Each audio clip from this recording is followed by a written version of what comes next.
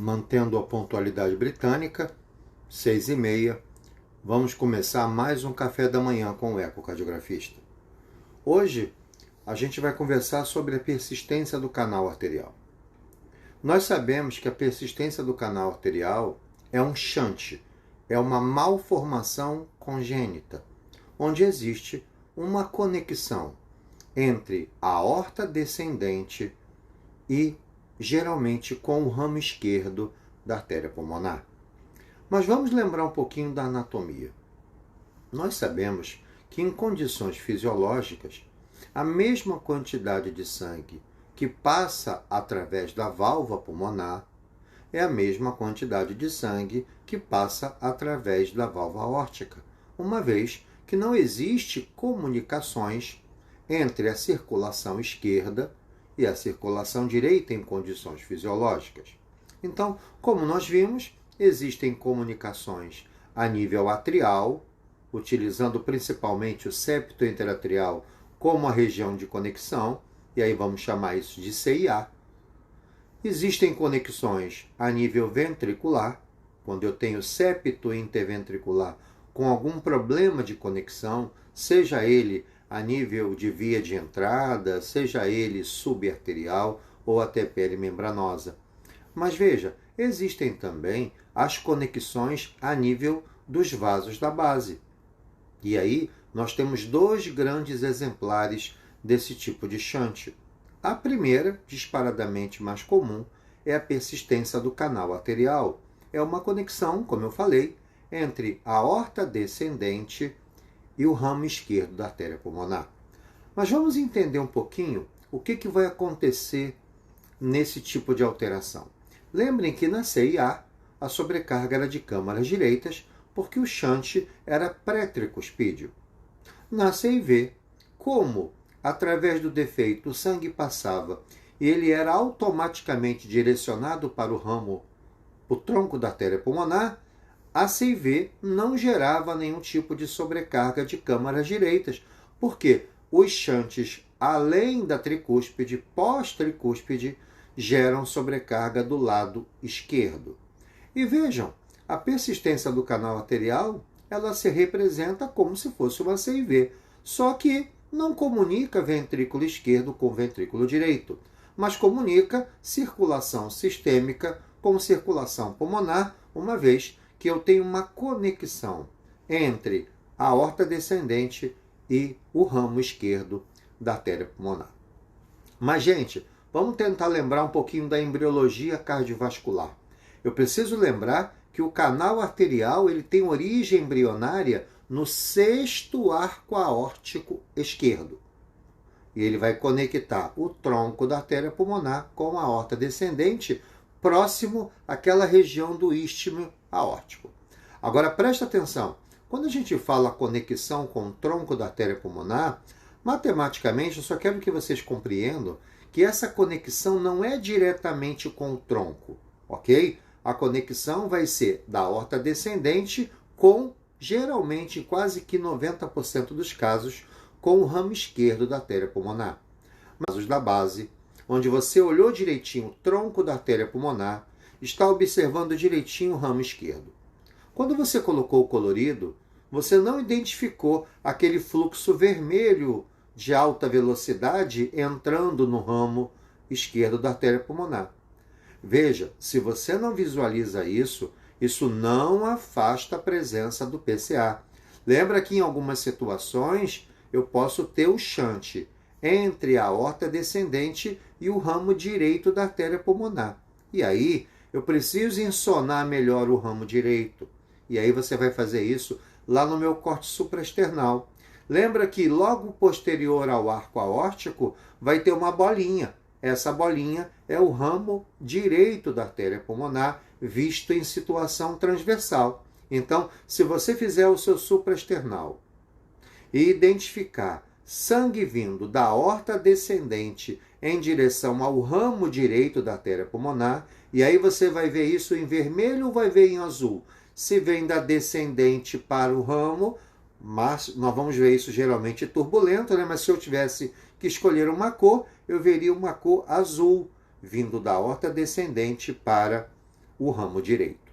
Então, cuidado, o corte de eixo curto dos vasos da base é o que vai identificar o tipo de PCA mais comum, que é o PCA, que é identificado como uma conexão da aorta descendente com o ramo esquerdo da artéria pulmonar, mas não é exclusivo. Pode haver conexão com o ramo direito e aí você vai ter que fazer lá no meu supraesternal, sempre utilizando o mapeamento colorido. Então veja, a partir do momento que eu tenho uma conexão entre a aorta descendente e a artéria pulmonar, isso acontece para quê? Isso acontece para que aumente o fluxo através da pulmonar. Só que o aumento de fluxo através da pulmonar pode ser algo bom ou pode ser algo ruim. Vamos imaginar que a Catarine estudou uma criança que tinha uma estenose pulmonar severa. Veja, se eu tenho uma estenose pulmonar severa, o canal arterial será a única estrutura anatômica capaz de manter o fluxo para os pulmões. Então, nessa hora, o canal arterial é bom. Mas vamos imaginar que você tem um canal arterial amplo e eu não tenho nenhuma lesão que precisaria dele. Se você tiver esse canal arterial aberto, amplo, e você não tiver nenhuma doença que depende dele, você precisa fechar esse canal, porque senão o canal arterial, como gera um aumento de fluxo para o lado direito do coração, ele vai gerar aumento das pressões pulmonares, podendo levar até mesmo a aumento da resistência vascular pulmonar. Então, quando você faz um exame e identifica um canal arterial aberto, a primeira pergunta: esse canal mantém a criança viva ou esse canal é a doença e deve ser tratada de maneira cirúrgica? Isso é uma informação que obrigatoriamente quem tem que dar é o cardiologista. Ok? Isso e o ecocardiografista. Agora preste atenção. Quando a gente... Só um minutinho. Quando a gente vai observar a fisiologia fetal, o que a gente tem que lembrar? O sangue oxigenado, quando chega no feto, ele chega através de quem? Da veia umbilical. E essa veia umbilical transporta sangue para a veia cava inferior, desviando agora o sangue através do forame oval, bombeando pela aorta até a região cefálica do nosso feto. Já o sangue desoxigenado, ele retorna pela veia cava superior e é bombeado através da artéria pulmonar e do ducto arterioso para os pés e para as artérias umbilicais. Essa é, entre aspas, resumindo, a circulação fetal. Agora veja, nós sabemos que quando o canal arterial está aberto, isso lá na barriga da mamãe ainda, quando o canal está aberto, esse canal ele geralmente permanece aberto e as minhas prostaglandinas no sangue estão muito altas. Então, níveis elevados de prostaglandinas mantêm esse canal arterial aberto. Mas lembrem, no último trimestre da gestação, vai começando uma preparação que acontece nas paredes do canal. E esse canal começa a adquirir camadas musculares que se tornam menos sensíveis às prostaglandinas e mais sensíveis a quem? Ao oxigênio, que é uma substância vasoconstrictora a nível do canal. Então, o bebezinho está lá, está chegando ao final da gestação, já começa a acontecer uma diferença da parede muscular do canal. O canal agora começa a ser menos atencioso com a prostaglandina, que mantém esse canal aberto, e começa a ficar mais feliz e mais agregado ao oxigênio, que no canal pode gerar um efeito vasoconstrictor, buscando o fechamento dele. Agora veja, qual é a incidência da persistência do canal arterial? Dependendo do tipo de bebezinho que você vai atender, você tem que lembrar da incidência do canal. Então, por exemplo, crianças que nascem a termo, 5 a 10% podem ter o canal pérvio. Crianças que nascem prematuras, com peso menor do que 2,5 quilos, a incidência aumenta para 20 a 25%. E, gente, presta atenção. Crianças prematuras com menos de 1 quilo, a incidência do canal arterial é de mais de 70%. Lembrando que a persistência do canal arterial é uma malformação congênita mais comum no sexo feminino, uma relação de 2:1, ok? E lembra, gente, quando a gente pensa em mães que foram contaminadas pelo vírus da rubéola no primeiro trimestre da gestação, a persistência do canal arterial é a malformação mais frequente nesses recém-nascidos. Ok isso? Muito legal. Então, eu preciso relacionar a infecção da rubéola no primeiro trimestre com a possibilidade grande dos recém-nascidos dessas mães que foram infectados pela rubéola apresentarem o canal arterial. Outra coisa importante, gente, qual é o mecanismo de patência do canal? O primeiro deles, disparadamente, é a prematuridade. O segundo são situações onde eu tenho baixas de oxigênio e excesso de estimulação da prostaglandina, elevadas altitudes e também, como eu falei, infecção no primeiro trimestre da rubéola. Agora vamos lá, gente. O canal arterial, ele é uma estrutura normal no coração fetal. E há uma obrigatoriedade dele se fechar logo após o nascimento do nosso bebezinho. Mas lembrem, esse canal ele não obrigatoriamente vai fechar.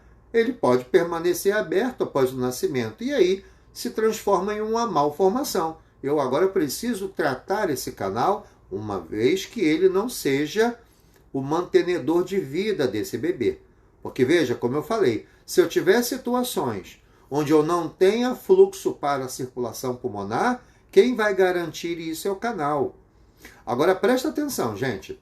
Quando eu tenho situações onde prejudica o meu fluxo pulmonar, você vai ficar confiando no canal arterial? O canal arterial, geralmente, ele não tem um tamanho para manter uma circulação boa do pulmão. Então, às vezes, eu sou obrigado a fazer procedimentos para colaborar com a ação que o canal já faz. Eu preciso misturar a circulação para que eu possa ter um fluxo direcionado ao pulmão. Ok isso, gente? Outra coisa, gente. Recém-nascidos normais podem apresentar o shunt bidirecional no canal. Isso acontece nas primeiras horas de vida. Depois, passando as primeiras horas de vida, a gente vai observar que o canal arterial ele vai ficando do lado esquerdo para o direito, da aorta descendente para o ramo esquerdo da artéria pulmonar. Agora veja, esse canal ele é uma estrutura tubular. Então veja, eu tenho um tubinho, um tubo de ensaio, por exemplo, onde de um lado está a aorta descendente e do outro lado está a artéria pulmonar, o seu ramo esquerdo. Esse tubinho, ele tem estruturas laterais, bordas laterais de tamanhos diferentes.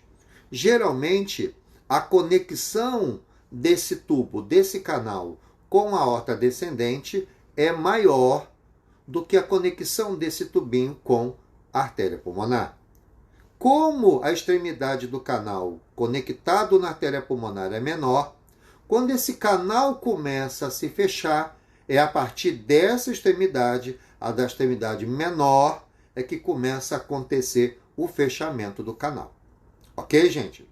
E aí, quando nós realizamos o corte de eixo curto dos vasos da base, identificamos a presença de uma velocidade aumentada, de um fluxo vermelho ou turbulento vindo de baixo em direção ao tronco, eu preciso otimizar a minha imagem agora para que eu possa identificar e alinhar corretamente o meu fluxo da persistência do canal arterial.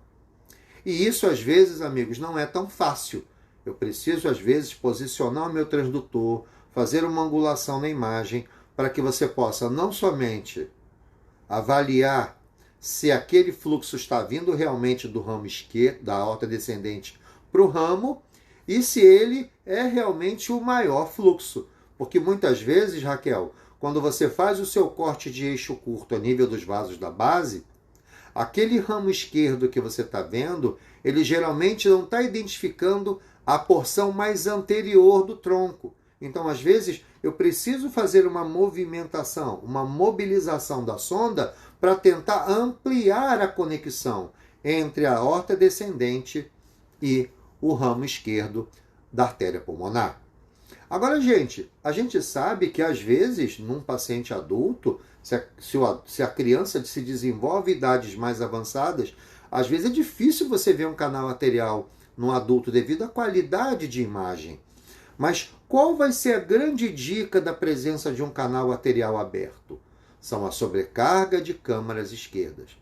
As sobrecargas de câmaras esquerdas acontecem nos shunts que estão após a tricúspide. Então, você procurou uma CIV e não achou, você precisa olhar com calma a presença de um canal arterial aberto. E aí você vai fazer os cortes intermediários, buscando a identificação daquele fluxo colorido em vermelho ou até turbulento, vindo da aorta descendente, de baixo em direção ao tronco.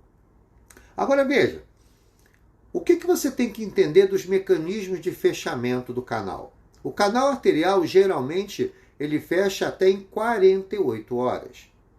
Agora veja, eu vou dizer que existe persistência do canal arterial sempre que eu identificar um canal que não fechou em quantas horas? Em 72 horas. Então, eu vou dar um limitezinho de mais 24 horas. Então, geralmente, o canal arterial, assim que o bebê nasce, o oxigênio começa a influenciar no canal.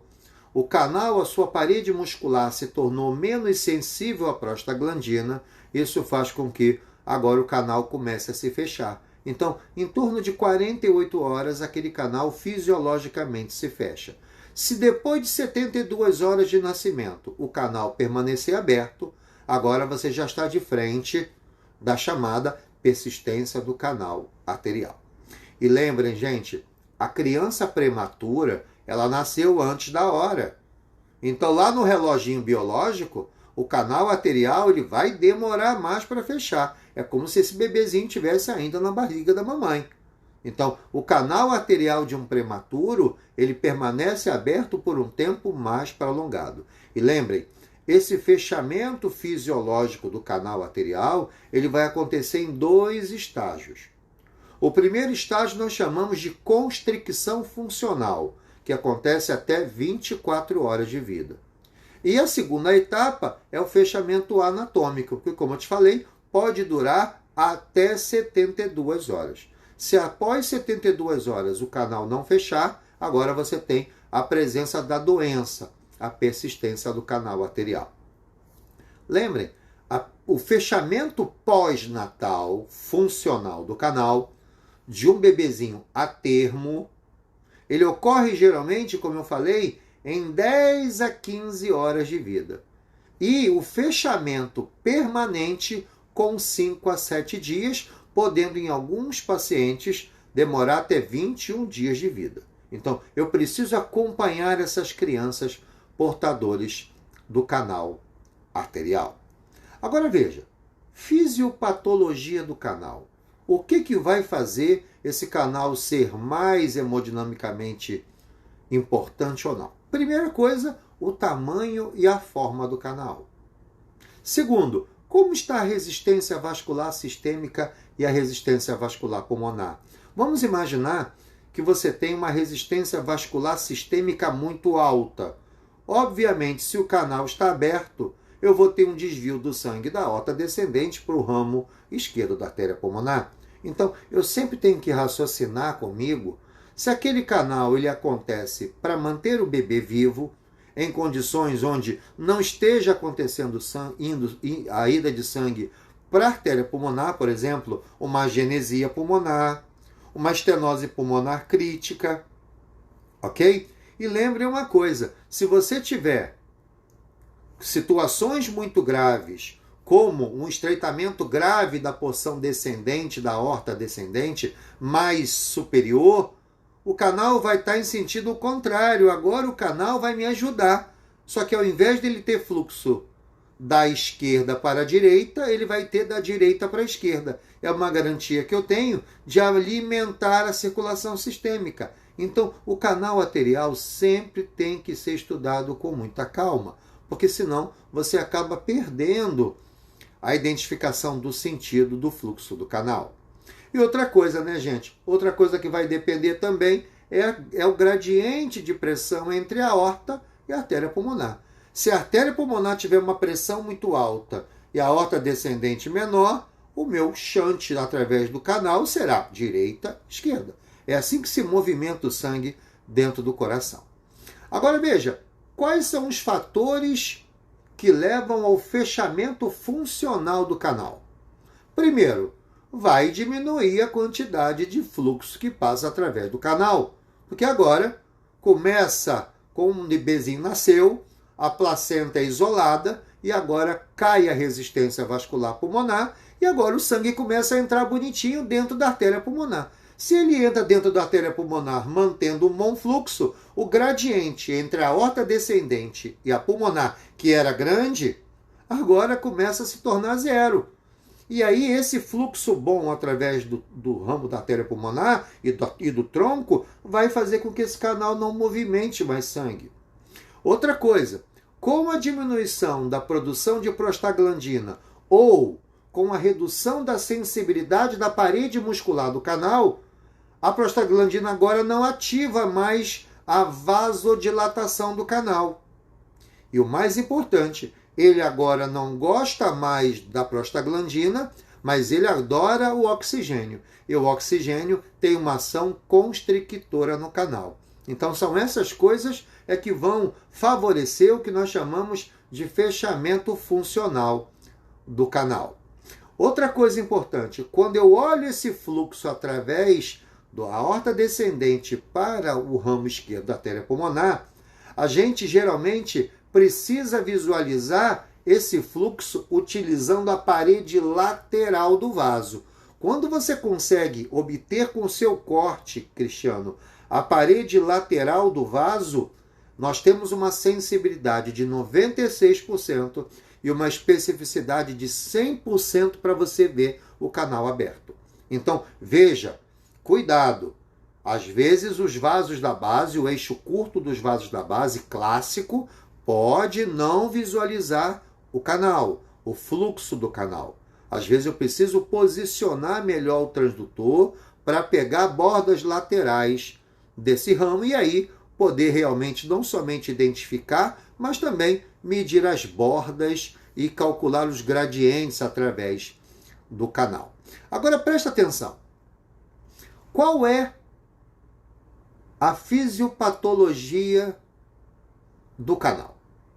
Então, eu tenho um fluxo da esquerda para a direita, através de aorta descendente para ramo esquerdo da artéria pulmonar. Isso aumenta o fluxo através da circulação pulmonar. Isso aumenta o retorno venoso para a câmara atrial esquerda, gerando também um aumento de volume para o ventrículo esquerdo.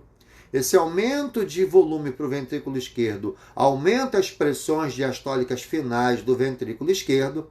Essas pressões diastólicas finais elevadas serão transmitidas retrogradamente para a circulação venosa pulmonar, aumenta as pressões do sistema venoso pulmonar, gerando congestão e edema pulmonar. Essa congestão e edema pulmonar vai gerar aumento também agora nas pressões do ventrículo direito e a criança desenvolve a insuficiência cardíaca. É essa a evolução que você não deve deixar acontecer. E por que eu digo você? Porque se você não fechar o diagnóstico, o seu cardiologista não vai saber que a doença existe e ele não pode traçar uma conduta terapêutica, onde geralmente a intervenção cirúrgica é o mais importante. Então, eu devo sempre fazer todos os cortes ecocardiográficos, mas geralmente é o corte de eixo curto a nível dos vasos da base que vai identificar a persistência do canal arterial quando existe a conexão da aorta descendente com o ramo esquerdo e não esquecer do supraesternal quando acontece um shunt da aorta descendente com o ramo direito da artéria pulmonar.